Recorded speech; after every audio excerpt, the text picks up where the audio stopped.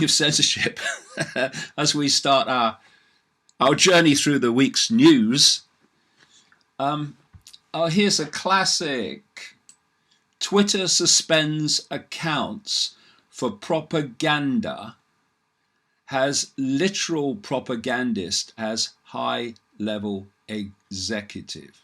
Middle East Eye's Ian Cobain has published an exclusive titled Twitter Executive. Lost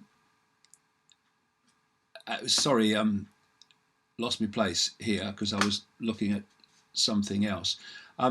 Entitled Twitter Executive for Middle East is British Army PSYOPs soldier.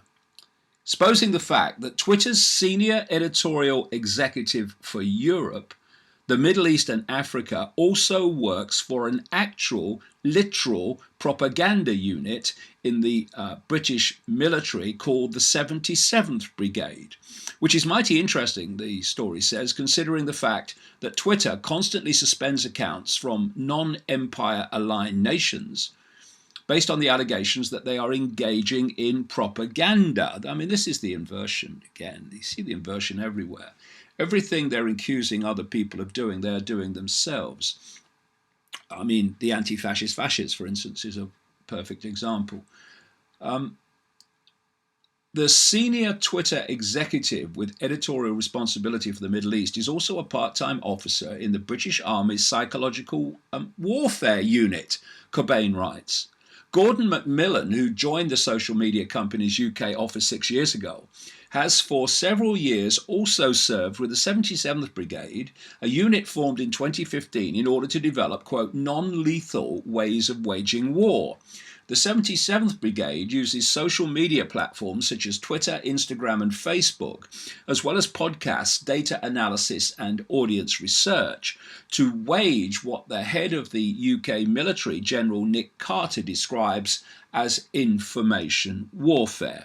And that's what all this censorship is. It's information warfare on the global population, and that's why this new media platform that we put together, or Jamie's put together with Gareth, is so vitally important, because it is a war by information on information that is challenging the official narrative. And here we have just a classic example, and let no one think this will be just a one-off in terms of the Silicon Valley corporations, which are owned ultimately by the military and by that which controls the military, the death cult. These sort of people will be all over Silicon Valley, not least out of Israel and their Beersheba complex, which is a military cyber center in Israel, where all these major Silicon Valley corporations have their research and development operations circulating or surrounding. And this is who's driving this, quote, information warfare. Macmillan's presence in a government PSYOPs unit was not a secret until Middle East Eye began raising questions on the matter. It was right there on his LinkedIn profile. This is not something that anyone considering him for promotion was likely to have been unaware of. According to his now edited LinkedIn page, Macmillan has been in his current position as head of editorial EMEA since July 2016. According to Middle East Eye, Macmillan was already a captain in the 77th Brigade by the end of 2016. His current rank there is being hidden behind a wall of government secrecy. When questioned by Middle East Eye about Macmillan's work in the British Army's online propaganda program, Twitter hilariously responded, quote, Twitter is an open and neutral and vigorously independent platform. I mean, what? Again, invert that, you'll get to the truth.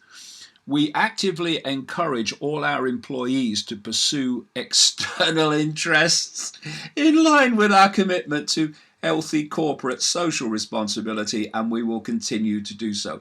We actively encourage our employees working on a online social media platform to be captains or higher now in the 77th Brigade, a British Army psychological warfare department that's operating in cyberspace.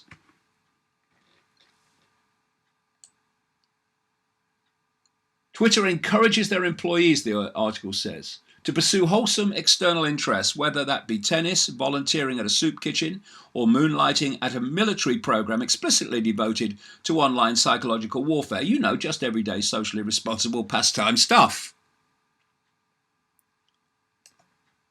And it goes on, the fact that Twitter not only employs known propagandists, but actively promotes them to executive positions is a very large and inconvenient plot hole in their open, neutral, and rigorously independent platform, quote story. Especially since, as the writer says he documented recently, the mass purges of, I think it's a he, it might be a she, the mass purges of foreign Twitter accounts we've been seeing more and more of lately always exclusively target governments and groups which are not in alignment with the interests of the US centralized power alliance of which the UK is a part. We've seen mass suspensions of accounts from Cuba, China, Russia, Iran, Venezuela, and the Catalan independence movement on allegations of coordinated influence operations and, quote, covert manipulative behaviors.